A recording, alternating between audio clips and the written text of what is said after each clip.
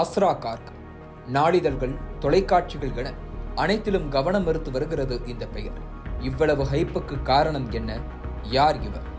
ஜூலை 5ஆம் தேதி பெரம்பூர் வாசிகளுக்கு மட்டுமல்ல, சென்னை காவல்துறைக்கும் பயங்கரமான நாளாகத்தான் இருந்திருக்கும். தேசிய கட்சியான பகுஜன் சமாஜின் தமிழ்நாடு மாநில தலைவர் ஆம்ஸ்ட்ராங் தலைநகர் சென்னையில் பட்டப்பகலில் படுகொலை செய்யப்பட்ட சம்பவம் பெரும் அதிர்வலைகளை கிளப்பியிருந்தது. 4 மணி நேரத்தில் கொலை தொடர்பாக 8 பேர் போலீசில் சரணடைந்தனர். அடுத்த நாள் விசாரணை கைதி ஒருவரின் வாக்குமூலத்தை ஊடகங்களுக்கு முன் வெளியிட்ட அதிகாரியின் கைகளில்தான் இந்த வழக்கு விசாரணை ஒப்படைக்கப்பட்டிருக்கிறது. அவர்தான் சென்னை பெருநகர வடக்கு மண்டல கூடுதல் ஆணையர் அஸ்ரா கார்க். சட்டம் ஒழுங்கு சரியில்லை என ஆளும் திமுகவை எதிர்க்கட்சிகள் பந்தாடி வருகின்றன. உண்மையான குற்றவாளியை கைது செய்யுங்கள் என கூட்டணி கட்சியினரே திமுகவை வலியுறுத்த தொடங்கியுள்ளனர். இப்படியான நேரத்தில்தான் அஸ்ரா கார்க்கின் கைகளுக்கு ஆம்ஸ்ட்ராங்கின் கொலை வழக்கு வந்து சேர்ந்திருக்கிறது. அக்டோபர் 23, 1980ஆம் ஆண்டு பஞ்சாப் மாநிலம் பாட்டியாலாவில் பிறந்த அஸ்ரா கார்க் தாப்பர் பல்கலைக்கழகத்தில் மின்னணு பொறியியல் துறையில் பட்டம் பெற்றவர்.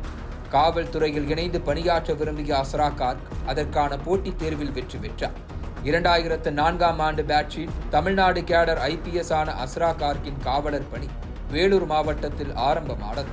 வேலூர் மாவட்டம் திருப்பத்தூரின் உதவி காவல் கண்காணிப்பாளராக தனது கெரியரை தொடங்கினார். தொடர்ந்து 2008ஆம் ஆண்டு திருநெல்வேலி மாவட்டத்தின் ஊரக பகுதிகளின் SP-யாக பணியமர்த்தப்பட்டார். அக்காலகட்டத்தில் திருநெல்வேலியில் கந்துவட்டி பிரச்சனைகள் தலைதூக்க அவற்றை ஒழிக்கும் நடவடிக்கைகளில் இறங்கினார்.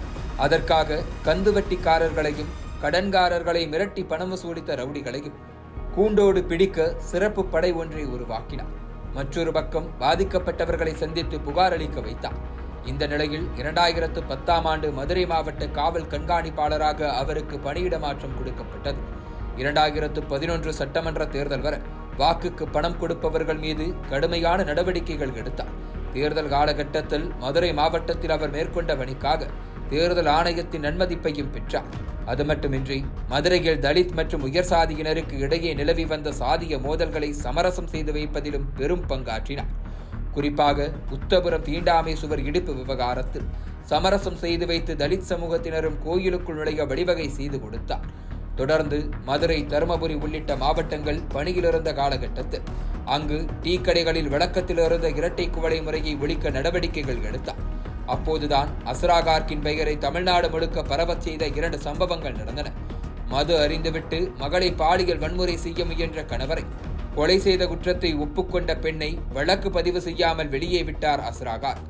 அதேபோல 2013 தேனி மாவட்டம் தேவதானப்பட்டியில் பள்ளி சிறுமி ஒருவருக்கு HIV நோயாளி ஒருவரை திருமணம் செய்து வைக்கும் ஏற்பாடுகள் நடக்க தனது சிறப்பு காவல் படையை அனுப்பி அத்திருமணத்தையே தடுத்து நிறுத்தினார். இந்த விவகாரங்கள் அஸ்ரா கார்க் பணிபுரியும் மாவட்டங்களில் உள்ள மக்களுக்கு அவர் மீதான மதிப்பை கூட்டின. தொடர்ந்து தருமபுரியில் பணியாற்றிய போது அங்கு நிலவி வந்த சட்டவிரோத சிறுநீரக விற்பனை, பெண் சிசுக்கொலை ஆகியவற்றிற்கு எதிராக கடுமையான நடவடிக்கைகளை எடுத்தார். இந்த நிலையில் 2016ஆம் ஆண்டு CBI-க்கு மாற்றம் செய்யப்பட்டார். அச்சமயத்தில் நாட்டையே உலுக்கிய சம்பவம் ஒன்று நடந்தது. குர்காவூனில் அமைந்திருக்கும் ரியான் சர்வதேச பள்ளியில் படித்து வந்த 7 வயது சிறுவன் கழிவறையில் மர்மமான முறையில் இறந்து கிடந்தார். சந்தேக கணைகள் பள்ளி வாகன ஓட்டுநர் பக்கம் திரும்ப அவரை கைது செய்தது காவல்துறை. வழக்கு CBI விசாரணைக்கு மாற்றப்பட்ட பிறகு அஸ்ரா கார்க் தலைமையிலான குழு உண்மையான குற்றவாளியை கூண்டிலேற்றி நிரபராதியான ஓட்டுநரை விடுவிக்க செய்தது. தொடர்ந்து 2018இல் புதுடெல்லி DIG-யாக பணியிட மாற்றம் செய்யப்பட்டார் அஸ்ரா கார்க். 2019இல் அவர் விசாரித்து வந்த மோசடி வழக்கு ஒன்றில் ஐதராபாத்தின் சோமா நிறுவன துணைத் தலைவர் ராமச்சந்திர ராவ் பக்கம் ஆதாரங்கள் திரும்ப அந்நபரோ அஸ்ராவுக்கு 2 கோடி ரூபாய் லஞ்சம் கொடுப்பதாக பேரம் பேசினார். உடனே ராமச்சந்திர ராவ் மீது வழக்கு பதிவு செய்து கைது செய்தார் அஸ்ரா கார்க். இப்படி சமரசமே இல்லாமல் சட்ட ஒழுங்கை நிலைநாட்டி சமூக ஒற்றுமையை காப்பதில் முக்கிய பங்கு வகித்த அஸ்ரா கார்க் கடந்த 2022இல் தென்மண்டல IG-யாக பணியமர்த்தப்பட்டார்.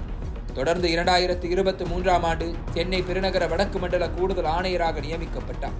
இந்த நிலையில்தான் அரசியல்வாதியான ஆம்ஸ்ட்ராங்கின் கொலை வழக்கை விசாரிக்கும் அதிகாரியாக நியமிக்கப்பட்டிருக்கிறார் அஸ்ரா கார்க்.